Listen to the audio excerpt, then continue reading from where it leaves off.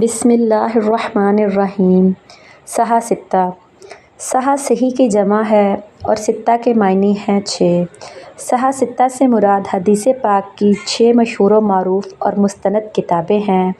ان کتابوں کو اصول ستہ، صحاح ستہ، کتب ستہ اور امہات ستہ بھی کہا جاتا ہے۔ ان کتابوں کے تعارف سے پہلے ان سے متعلق اہم اصطلاحات کا جاننا ضروری ہے۔ جامع حدیث کی وہ کتاب ہے جس میں مؤلف نے تمام ابواب مثلاً عقائد، عبادات، معاملات، سیرت اور قیامت کی خبروں سے متعلق احادیث کو جمع کیا ہو۔ یہ تمام موضوعات 8 ابواب پر مشتمل ہیں۔ جس کتاب میں بھی یہ 8 موضوعات سے متعلق احادیث ہوں گی وہ کتاب جامع کہلائے گی۔